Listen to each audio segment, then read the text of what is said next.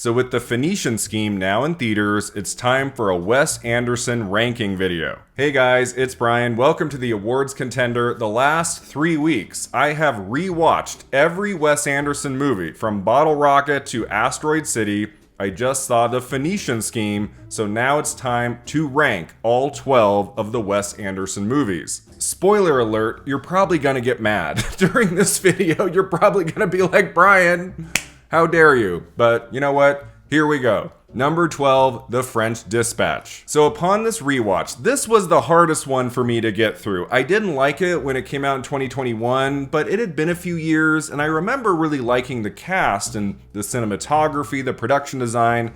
I thought, okay, let's give this one a second watch. Maybe it's better.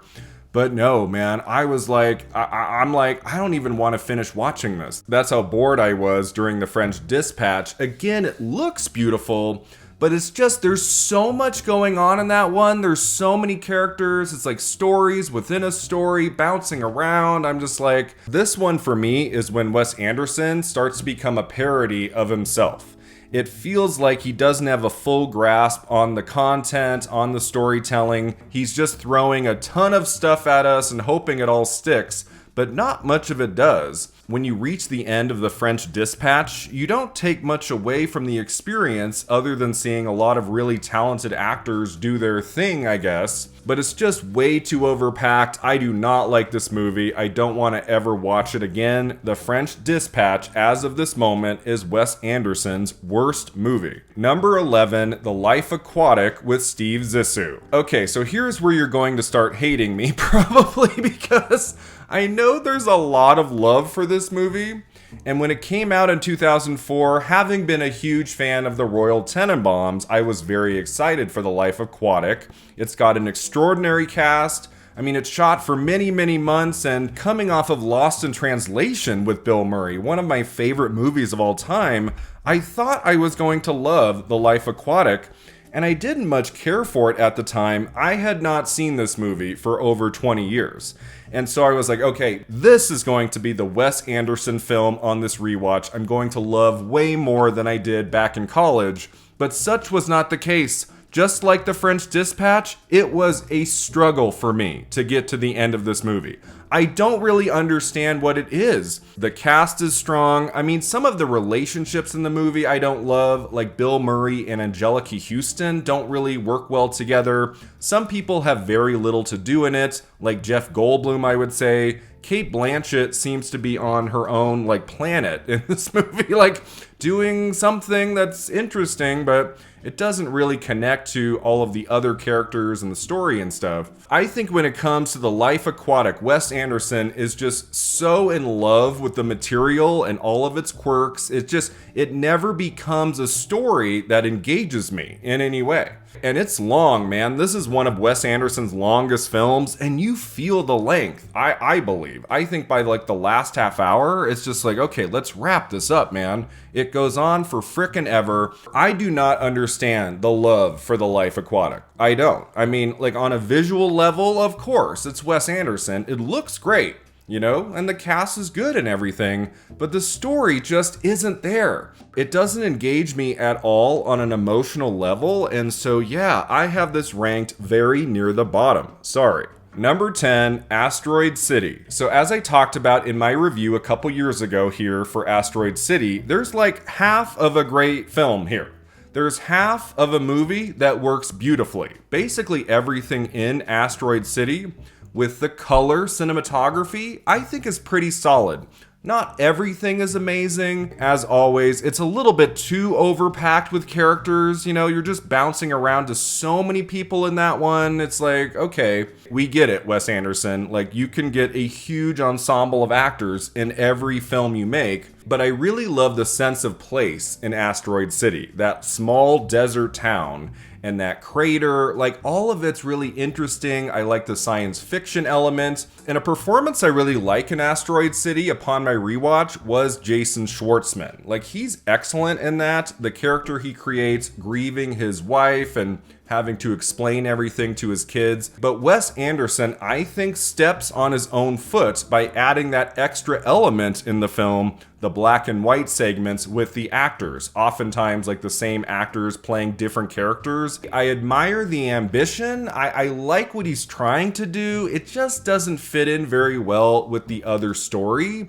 It'd be like if in the Royal Tenenbaums it had an additional 30 minutes of like the actors from the movie playing different roles, and it would just be like, what? Like, what? Like, no. The central narrative in Asteroid City was enough. Like, that was interesting enough. We didn't need this extra element, and so that's why I have this film ranked as low as I do. Number 9, Rushmore. All right, the claws are out, right? You're coming for me. Like, you're like, what?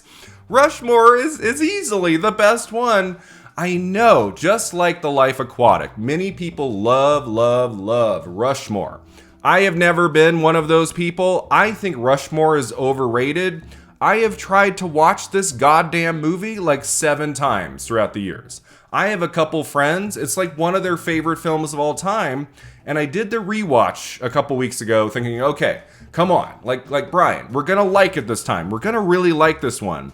And it's fine. I don't hate this movie. There's things in it I do enjoy, especially Bill Murray's performance and character. Whenever Bill Murray is on the screen, especially when he's alone, just like sitting by that pool and smoking and like diving into the water, there are things in the movie I do respond to, but the main story, just like The Life Aquatic, does not interest me very much. It just feels kind of obvious from the get-go. I find the main character of Rushmore, played by Jason Schwartzman, who I love in Asteroid City, I find him to be grating. I find him to be so annoying, and like he could have been a smaller like supporting character, but for the whole movie to rest on this character and his performance, I've never liked it. There, I said it. I don't like this character. I don't like spending time with him. And so when Bill Murray is not a part of this, I just kind of check out. That's my honest opinion about Rushmore. There are things to like about the screenplay and the cinematography as always, but I don't care for this one very much. I would give it a 3 out of 5, not like a 2 or a 1.5 or something. There are things in Rushmore to admire, but I just don't see what everybody loves so much about that movie. Again, I'm sorry, but that's how I feel about Rushmore. Number 8, Isle of Dogs. So Wes Anderson has made 2 stop-motion animated feature films. One is frickin' great. One is a near masterpiece, I would say. And then there's Isle of Dogs, which is a film like just on a visual level is extraordinary, just to look at from scene to scene. All of the stop motion in this movie is very impressive. I have nothing against that. Like, it's very well done. On this rewatch, I was getting bored a lot in Isle of Dogs. It has some moments of good humor. It's got some moments of tension, and like, it's interesting. Like, it's a very interesting film, especially for him to follow up the Grand Budapest Hotel with Isle of Dogs. Like, that was a choice for Wes Anderson. This is his only movie in between Grand Budapest Hotel 2014 and The French Dispatch 2021. Like, over the course of 7 years, there's just this film. And so, like, I'm happy we got something during that time. But Isle of Dogs, even though I admire it very much, it's not one of my favorites. It's gorgeous to look at, of course. The voice acting is fantastic, especially by Bryan Cranston, I would say. But as a movie, as a narrative, it never fully engages me. Number 7, The Dargiling Limited. So on this rewatch, I would say the movie I warmed up to the most, something I didn't much care for back in the day that I liked better this time, was The Dargiling Limited from 2007. I gave it kind of a shrug upon its release many years ago, but I enjoyed it more this time. I like that it's not a gigantic ensemble of actors. Like, usually, almost every film Wes Anderson has made, it's like 15, 20 actors like playing different characters and stuff. The Dargiling Limited really scales things back a bit. It's not as big, like epic of scope as most of his films. It feels more indie, kind of like lower budget, and you really just have these 3 main actors to care about. Owen Wilson, Jason Schwartzman, and Adrian Brody are all really good in it. Another good sense of place, that train from the beginning. I love that Bill Murray cameo at the beginning. He just barely misses the train, but it like sets up like the main characters and setting up this sense of place. I think that works really well. There's a really good camaraderie between the three main actors, and it's brief, man. It's like 90 minutes. You are in and out of the Dargiling Limited. I do feel like a lot of Wes Anderson movies go on a little too long, like maybe 20 minutes too long. The Dargiling Limited at 2 hours would have been too much, but at 90 minutes, I do think that's a good runtime for this film, this story. It's not one of his best, but I had a good time in this one. Number 6, Bottle Rocket. Now this is a really interesting film to watch. Like if you've seen most of Wes Anderson's work, but you've missed his debut feature from 1996, it resembles his work in tone, in mood, in the humor, in the wit of the screenplay and the performances, but it has a much looser quality in its cinematography. I think partly because like he's just starting out, he's trying to find his way, finding his voice, and it has a very, very low budget. So it doesn't have like the careful, pristine cinematography we've come to know with all of the dolly shots.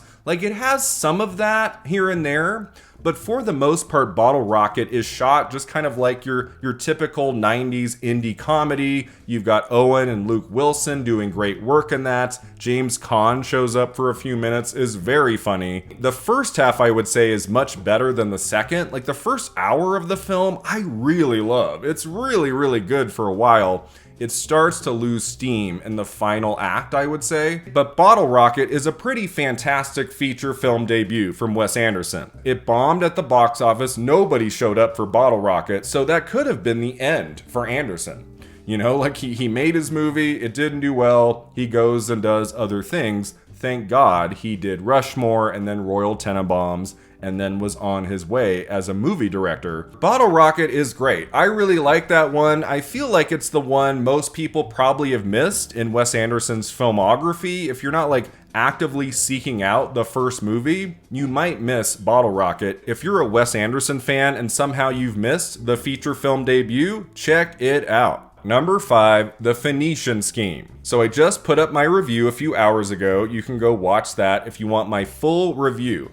Basically, I think this is his best movie since The Grand Budapest Hotel. His best work in more than a decade. This is one he gets right. It's imperfect, not all of it works, but it's very funny at times. I must have laughed 25 to 30 times, like big laughs in The Phoenician Scheme. And what I really loved about this one, even though it does have like the signature big ensemble cast, really it's just 3 people we spend most of the movie with, played by Benicio del Toro, Mia Thruppleton, and Michael Cera. The camaraderie between these 3 actors and characters throughout the running time is really fun to watch. Very engaging. They have a great chemistry with each other. I was pleasantly surprised by The Phoenician Scheme. After the last 2 movies he made, I went in with very few expectations. It premiered at Cannes to mixed reviews, so I was like, well, this will probably be like Asteroid City. You know, maybe like a 5 out of 10. You know, it'll be okay. But I really liked it. I really had a good time. A better time than everyone else in my theater who never laughed once. I still don't know what that was about. Like, I was the only one laughing. I think The Phoenician Scheme is very funny, very creative, has a good pace to it. It's only about an hour and 40 minutes, a good running time. The performances are fantastic, especially Michael Cera. Michael Cera gives one of the best Wes Anderson film performances ever. I think Cera is Oscar worthy in this film for Best Supporting Actor. That's how much I was taken with his performance. The movie's really great. It's not like at the absolute top of Anderson's work, but it's definitely the best one he's made in a long time. Number 4, Fantastic Mr. Fox. So this is the stop-motion animated feature film Wes Anderson has made that is freaking great, right? It's so much fun, so much creativity and imagination. I'm a big fan of the book. I was when I was a kid. And when I first heard that Wes Anderson was adapting Fantastic Mr. Fox into a movie, I was like, what? How is he gonna do that? Stop-motion animation makes total sense. The voice work is great. I mean, you have George Clooney, you have Meryl Streep, Meryl Streep collaborating with Wes Anderson. It is absolutely gorgeous to look at from shot to shot, moment to moment. Every scene of Fantastic Mr. Fox was done with such beautiful visual artistry. And unlike Isle of Dogs, Fantastic Mr. Fox has a very engaging and fun story. It has very few lulls. It moves at a very efficient and fast pace. All of the characters are very quirky and specific, and it's a movie that works for both kids and adults. What else can you ask for in a stop-motion animated feature based on Roald Dahl's Fantastic Mr. Fox? Number 3, The Grand Budapest Hotel. Now we get to the 3 gems. The 3 gems by Wes Anderson. These 3 movies are just spectacular in a variety of ways, from the writing to the directing to the acting to the cinematography to the production design to the costume design. Everything about the best 3 Wes Anderson movies I adore, starting with The Grand Budapest Hotel 2014, the only film he's made that got him an Oscar nomination for Best Director. So well deserved. It was a total thrill to rewatch The Grand Budapest Hotel for the first time since the movie's opening weekend in 2014. I was just dazzled from moment to moment watching that. You have Ralph Fiennes giving one of his best performances. It blows my mind to this day he did not get an Oscar nomination for Best Actor. It would have been so well deserved. The Grand Budapest Hotel is a great film in so many ways, but I do think Ralph Fiennes elevates the movie to what it is. Like his performance, his character, everything about Fiennes in that movie is a total delight. And here's a case where Wes Anderson has a huge ensemble of actors. There's 20 plus big actors, big names in that movie, tons of characters, but you're able to follow everything that's happening. They all serve a purpose. There is a story within a story in that movie, but it works beautifully in the Grand Budapest Hotel. It's a really fun watch. It makes complete sense to me why the Grand Budapest Hotel is one of everybody's favorites when it comes to Wes Anderson's catalog. I mean, how can you watch this movie and walk away shrugging? How can you walk away and be like, it's okay. This is where Wes Anderson is firing on all cylinders. In some ways, it feels like he was working his way up to the Grand Budapest Hotel, and he just gave us his all. It's like, okay, this might be the last movie I ever make. Here's my best. Here's what I am capable of. That's Wes Anderson with this movie. And again, getting Ralph Fiennes for the lead role was a masterstroke. Number 2, Moonrise Kingdom. So I don't know about you. I think Wes Anderson soars the best, the most, when he tells coming-of-age stories about family. My 2 favorite Wes Anderson movies are all about family dynamics, about parents and kids who don't see eye to eye with each other, trying to understand one another, and this idea of doing everything you can to set off on your own path, to be your own specific person and not just be in the shadows of your parents who may or may not have always been there for you. Moonrise Kingdom is a wonder of a movie. I really love Moonrise Kingdom. I loved it at the time. I loved it again on this rewatch. I immediately fell under this film's spell. Pretty much everything works for me in Moonrise Kingdom. The cinematography is lovely, the score, the actors assembled for this one is so specific. Everybody from the 2 young leads who have wonderful chemistry together, they are able to hold this entire production together beautifully. They really bring their characters to life. They're so quirky and fun, and you really root for them. You want them to succeed. And then the adults in the film, it's such creative casting. I love Edward Norton in that movie. He's very funny. Bruce Willis is amazing in Moonrise Kingdom. It might be his last great film performance. 2012, that might have been the last one. He is a delight in this film from beginning to end. He fits in with Wes Anderson's style really well, surprisingly, I would say. I was also surprised on this rewatch to see a young Lucas Hedges as part of the cast. That was a fun discovery. And I like how Moonrise Kingdom's cast, it's not overstuffed with 20, 30 characters and you're trying to follow all of them. It's just the right amount. The main focus is on the 2 kids, and that was the right call. It's just a beautiful film in every way. You really feel Wes Anderson's heart beating in this one. This is a story that obviously means a lot to him. He did such a wonderful job with Moonrise Kingdom, but it's not my number one choice. I don't think this is going to come as a surprise, as a shock to any of you, since I've had the DVD on my shelf for this entire video. Of course, my number one favorite Wes Anderson film has always been, will always be, The Royal Tenenbaums. This is his magnum opus. This, to me, is his greatest achievement. I mean, I went nuts for this on opening weekend many years ago. I can't believe it's been like almost 25 years since The Royal Tenenbaums came out. I was in high school, and that was a pretty good season of movies, like the end of 2001. I was really liking and loving a lot of movies that season, but I really took to The Royal Tenenbaums. I found this film to be a masterwork from beginning to end. Such an inspired cast. The late, great Gene Hackman. This is his final amazing film performance. He deserved a Best Actor Oscar nomination. Apparently, he was really struggling on the set of the movie. He didn't quite know what the film was going to be, and I think his frustration, like while making the movie, actually helps his performance because it's just so full of life.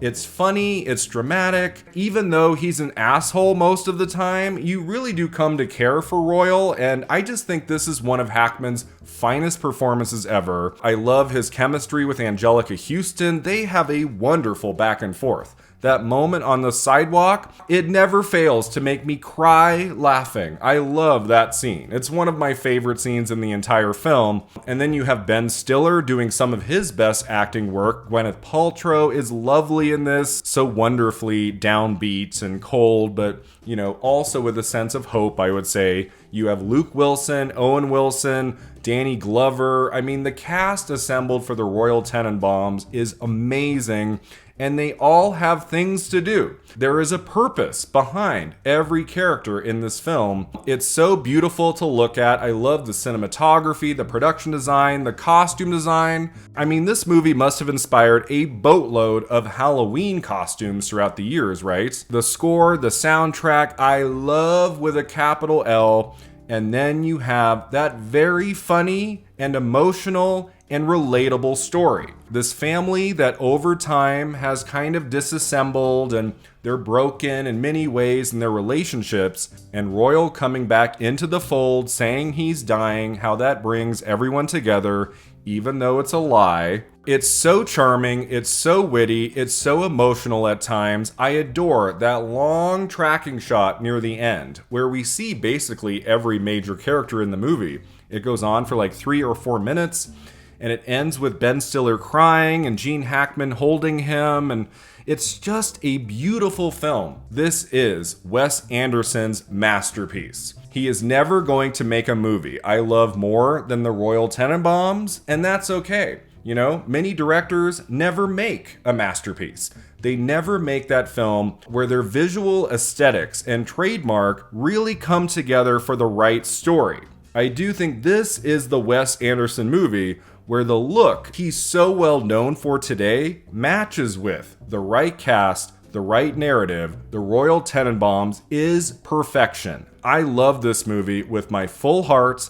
I give it a 10 out of 10. It is easily Wes Anderson's greatest film.